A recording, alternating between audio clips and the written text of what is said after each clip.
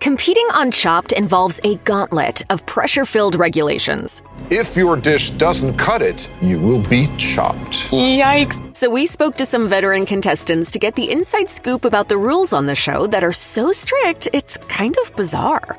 Landing a spot on Chopped is no small feat, but contestants can't shout about it from the rooftops as soon as they get the news. Instead, they must keep the whole thing a secret until the production gives them the green light. That means no excited Instagram posts, no teasing TikToks, and not even a casual mention to coworkers and acquaintances. Like many competitive reality shows, Chopped relies on secrecy to keep the drama intact. If word leaked early about who is competing or how far someone made it, the suspense would vanish before the episode even aired. So to avoid spoilers, contestants are usually given strict guidelines about who they can tell and when. Immediate family or partners might be in the loop for practical reasons, but otherwise, silence is expected. The wait to make an announcement can last months, since episodes are often filmed well in advance of their air dates. For chefs eager to share the news or use the appearance to promote their business, this delay can be especially tough. Still, it's part of the trade-off for appearing on national TV.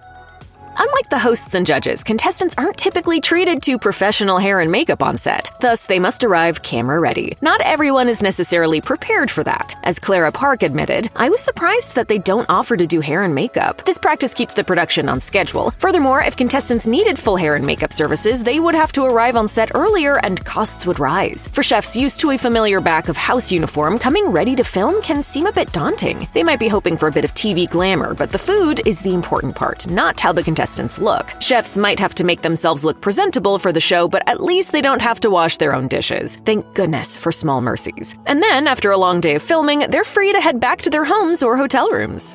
When Chopped contestants finally step on set, one of the first surprises is that they don't get to choose where they'll cook. Instead, stations are assigned randomly, and that matters more than you might think. Each of the 4 stations has its own quirks, and not all of them are equally desirable. As winning contestant Brooke Seam revealed on Business Insider, Station 1 is furthest to the right on the screen. It's closest to the pantry, which can end up saving a lot of time. Station 4, by contrast, is the farthest to the left of the screen, but closest to the judges. Contestants assigned to this station may be able to overhear hints from the judges about how to handle the mystery box items. This seems like a big perk, but the set is larger than you might think, so they'll have to plan ahead to avoid too many trips to the pantry or wind up losing time. Furthermore, there's no switching and no requesting a particular station. Cooks just have to follow their assignments and make the best of it.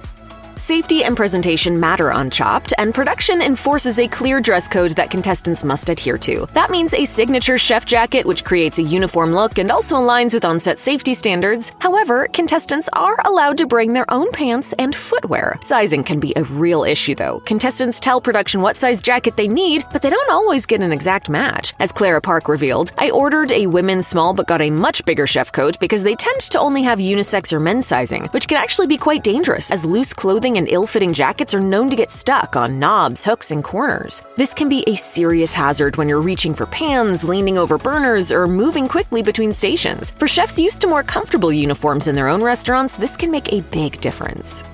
Reaching for a phone during downtime is a simple reflex for a lot of people, but that's a big no-no for Chopped contestants, who aren't allowed to use their phones at any point during filming. From the moment they arrive, production controls access to mobile devices. This is for several reasons: to prevent spoilers, to avoid distractions, and to keep people from looking up recipes or asking for advice. Without a constant stream of notifications, chefs can instead concentrate fully on reading baskets, timing techniques, and managing pressure. For some contestants, the blackout can feel quite strange, but it's understandable why this rule is in place, as phones could definitely confer an unfair advantage, even if they're just used between rounds. Plus, it could throw the production schedule off if contestants are too busy looking at their devices to engage. The talking head interviews on Chopped, in which chefs explain their choices, relive mistakes, and narrate the drama, are never filmed in the middle of the competition. Instead, contestants must wait until after they're chopped to record their interviews. These chats are all filmed after a contestant's run is finished, whether that means after the appetizer round or after winning the entire episode. The further a chef goes, the longer and more detailed the interview tends to be, since winners need to walk back through every challenge. Now that I have that taste of victory, the weight of the world has been lifted off my shoulders. This is a practical choice as it keeps the day on schedule. Contestants who are still in the running don't have to interrupt their flow to film interviews between rounds, while those who have been asked to leave can film them in another part of the studio while everyone else carries on cooking. But this can certainly be tricky for the cooks. They have to talk about the action like they don't know what's going to happen, and the winners have to pretend that they don't know that they're about to take $10,000 home. This isn't the most natural thing in the world since the contestants are chefs and not actors, but the producers do at least try to direct questions carefully to get what they need. Each episode of Chopped can take about 14 hours to film. It might be nice to take a break and go for a while in the middle of all that, but contestants aren't allowed to leave the set without exception. So once filming begins, contestants are in the land of Chopped until the day is done. I understand completely. This setup keeps the production on schedule and ensures fairness. If a contestant could slip away between rounds to consult a teammate, check social media, or grab extra supplies, then the playing field would tilt. Instead, movement is controlled and monitored by production staff. This level of oversight also helps preserve continuity for filming. Lighting, sound, and camera setups are timed tightly, and having chefs come and go would complicate the shoot and risk delays. There's an emotional angle to this as well, since being forced to stay can heighten the pressure. The weight of competition can feel especially heavy when you're isolated from outside support and distractions. On the other hand, that confinement can sharpen focus, but it can also make people more nervous. In the end, the rule is simple. When you sign up to compete on Chopped, you accept that the set becomes your strict, high-stakes temporary workplace. And goat brains. This is cruel.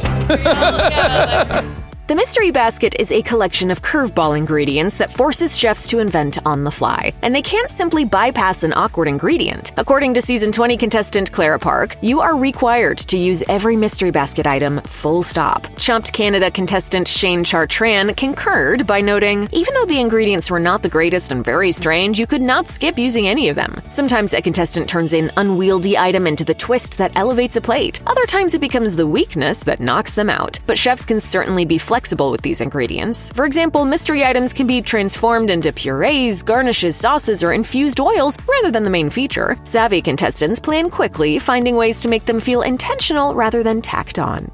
One of the most fundamental rules on Chopped is that contestants cannot prep ingredients before the round officially begins. The show tests how chefs perform under the same strict time constraints, so prior work would completely compromise that. There are, however, some small practical exceptions that aren't exactly prep. According to Clara Park, there is a stock pot of boiling water and a preheated oven on every contestant station ready to go when the competition starts. Besides that, though, everything must be done while the clock is running. This adds to the drama of the show. If contestants were allowed to prep ahead of time, it simply wouldn't produce the same flurry of activity. This rule also ensures that nobody has an unfair advantage, as contestants could have theoretically had help with ingredients that they prepared at home. Chopped contestants work from a shared fridge and pantry. The production stocks the shelves with staples and fresh produce, and they're available for everyone. That setup can add friction to an already pressure-filled environment. This setup can result in popular items being hard to find. However, as Clara Park notes, asking fellow contestants for ingredients is normal. It's not like someone can hoard all the spices and refuse to share, but if other contestants are reluctant to ask, they might waste precious time searching for the ingredient they need. Oh, thank you! Flowers. I'm so happy, especially for me.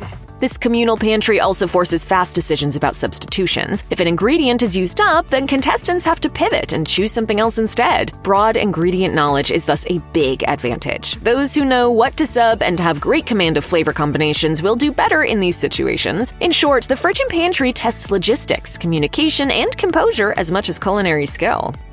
One thing that's true about life in general, and especially on the set of Chopped, sharing is caring. Not every piece of kit is multiplied across the 4 stations, so chefs need to be strategic. When a critical appliance is limited, they must plan both what and when to cook. As Clara Park notes, there is only 1 fryer and 1 ice cream machine. You need to be smart about what you're going to use and when. It's a waste of time to wait to use a piece of equipment. Those shared machines force real-time coordination. If a chef needs the fryer for a crisp finish, they either stake a claim quickly or pivot to an alternate technique. Some specialized kits might be communal, while more general tools sit at each station, so contestants must be fluent in sequencing. They need to work out which component to cook first, when to use those shared items, and when to change direction and finish the dish in another way, rather than wasting time queuing.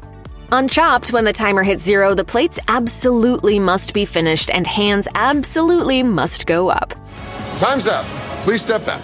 There's no sympathetic extension for a last-minute flourish, which is why finishing before the buzzer matters as much as the cooking. As Clara Park puts it, if you don't finish plating before the time is up, it reflects poorly on you as you've basically failed the assignment. Most likely you won't make it to the next round unless everyone else messed up too. Nobody cares how good your food is if you can't get it on the plate. This finality strongly affects how chefs plan their dishes. Many will pare back components or choose quick methods to ensure time for attractive plating rather than gamble on a dramatic finish that never gets seen. Finishing on time demonstrates that contestants are organized and respect the brief. Judges often penalize failure to plate as a management error as much as a culinary one.